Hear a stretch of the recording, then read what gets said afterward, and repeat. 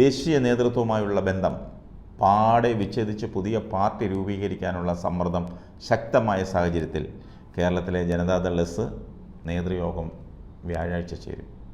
ദേശീയ നേതൃത്വത്തിൻ്റെ BJP ബന്ധത്തിന് പിന്നാലെ കർണാടകത്തിലെ രേവണ്ണ വിവാദം കൂടിയായതോടെ തീർത്തും വെട്ടിലായി. അതുകൊണ്ട് തന്നെ പുതിയ പാർട്ടി രൂപീകരിക്കാൻ JDS സംസ്ഥാന ഘടകം നീക്കം തുടങ്ങിയിരിക്കുകയാണ്.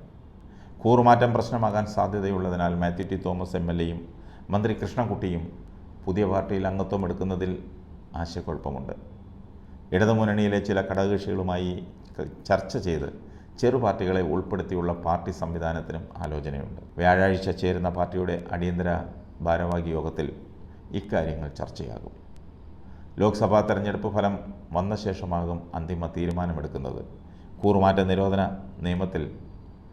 നിയമത്തിൽ കുരുങ്ങാതെ പുതിയ പാർട്ടി രൂപീകരിക്കാനാണ് ശ്രമിക്കുന്നത്. വേറൊരു പാർട്ടിയിലേക്ക് സംസ്ഥാന കമ്മിറ്റി ലയനമാണ് മറ്റൊരു മാർഗം. NCPയുമായി പ്രാഥമിക ചർച്ച നടന്നിരുന്നുവെന്നാണ് ലഭിക്കുന്ന വിവരം.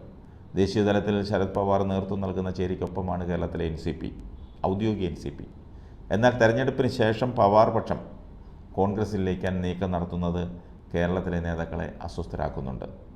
കോവൂർ കുഞ്ഞുമോൻ നേതൃത്വം നൽകുന്ന RSP ലെനിനിസ്റ്റ് ജനാധിപത്യ കേരള കോൺഗ്രസ് സ്കറിയ തോമസിൻ്റെ വിഭാഗം ഈ പാർട്ടികളുമായും ചർച്ചകൾക്ക് ശ്രമമുണ്ട്. സമാജ്വാദി പാർട്ടിയുമായുള്ള ലയനം ആലോചിച്ചെങ്കിലും അവരുടെ സംസ്ഥാന ഘടകം UDFന് അനുകൂലമായതിനാൽ അത് സാധ്യമാവില്ല. ദേശീയ അധ്യക്ഷൻ HD ദേവഗൗഡയുടെ BJP സഖ്യം സംസ്ഥാന ഘടകത്തെ വെട്ടിലാക്കിയതിന് പിന്നാലെ അദ്ദേഹത്തിൻ്റെ കൊച്ചുമകനും MPയുമായ പ്രജ്വൽ രേവണ്ണ ലൈംഗിക അതിക്രമ കേസുകളിൽ കൂടി പെട്ടതോടെ കേരളത്തിലെ നേതാക്കൾക്ക് തലയുയർത്തി നടക്കാൻ പറ്റാത്ത സ്ഥിതിയാണ്.